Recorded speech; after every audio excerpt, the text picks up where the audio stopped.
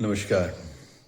Hamlet के तहत ही आज हम उसी मशहूर सलाह के तहत मित्रता की बात करेंगे। पोलोनियस लेआर्टस को कहते हैं, समझाते हुए कहते हैं, the friends thou hast and their adoption tried, grapple them unto thy soul with hoops of steel।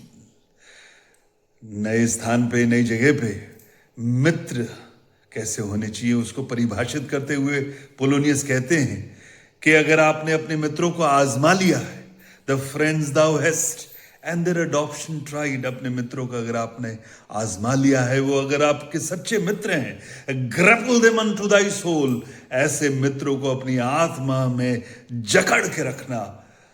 grapple them unto thy soul with hoops of steel, Shakespeare कहते हैं लोहे की भांति उनको आप जकड़ के बांध के रखना। क्या मित्रता की परिभाषा है।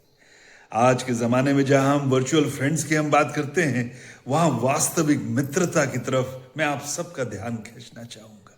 क्या मित्रता थी वर्ड्सवर्थ और कोलरिज की, क्या मित्रता थी हमारी रॉबर्ट ब्रिजेस और जेरार्ड मेनली हॉपकिंस की, क्या मित्रता थी अल्फ्रेड लॉर्ड टेनिसन और आर्थर हेलम की, क्या मित्रता थी हमारे पात्रों में देखी रोजलिंड और सीलिया की, हैमलेट और होरेशियो की, मार्क एंटनी और जूलियस सीजर की। ये बेमिसाल मित्र जो थे हमारे साहित्य में, चाहे वो लेखक की भूमिका में हो, चाहे कवि की भूमिका में हो, चाहे पात्रों की भूमिका में हो, लेकिन मित्रों को जो है जकड़ के रखना बेहद जरूरी है।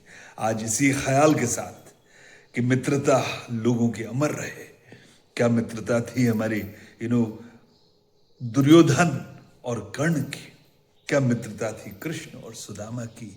ऐसे बेमिसाल उदाहरण मिलेंगे, लेकिन शेक्सपियर की ये जो परिभाषा है, शेक्सपियर जो इस तरह से उसको डिफाइन करते हैं कि अपने मित्रों को अपने हृदय से, अपनी आत्मा से जकड़ के बांध के रखना चाहिए, क्या बखूबी कहा है। इसी ख्याल के साथ जय हिंद, वंदे मातरम, भारत माता की जय।